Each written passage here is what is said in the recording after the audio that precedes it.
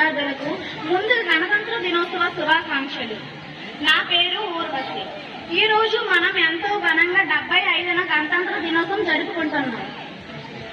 ఈ గణతంత్ర దినోత్సవం జరుపుకోవడానికి ముఖ్య కారణం ఏమిటంటే 1947 ఆగస్టు 15న మనకు స్వాతంత్రం లభించినప్పటికీ మనకి సొంత రాజ్యాంగం లేదు.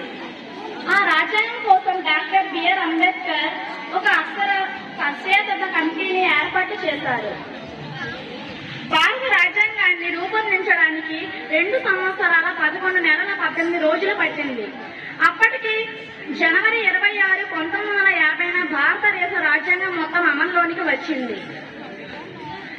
మన రాజ్యాంగం ప్రపంచంకెల్లా అతిపెద్ద లిఖిత రాజ్యాంగం.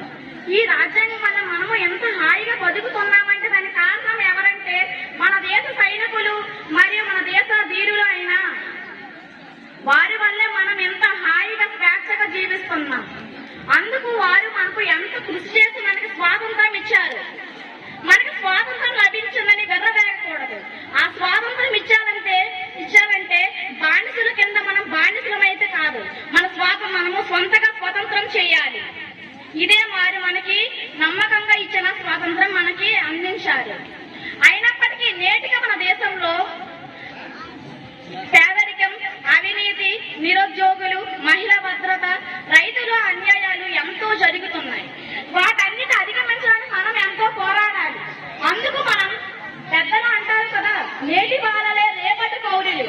ఈ రోజు మనం చిన్న పిల్లలుగానే ఉంటాం. రేపు ఎంత స్థాయికి ఎదుగుతామో మనకు తెలియదు. మన ప్రపంచమే మన చేతిలో ఉందనుకుంటూ మన జీవితం మనం ఎలా చక్కదిద్దుకుంటే అలా అవుతుంది.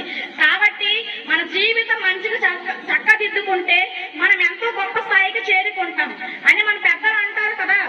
అందుకే మనం ఈ రోజు చిన్న పిల్లమని అనుకోకూడదు, రేపు గొప్ప స్థాయికి చేరదామని అనుకుంటాం. చదువు వలన మనకి విజ్ఞానం కలుగుతుంది.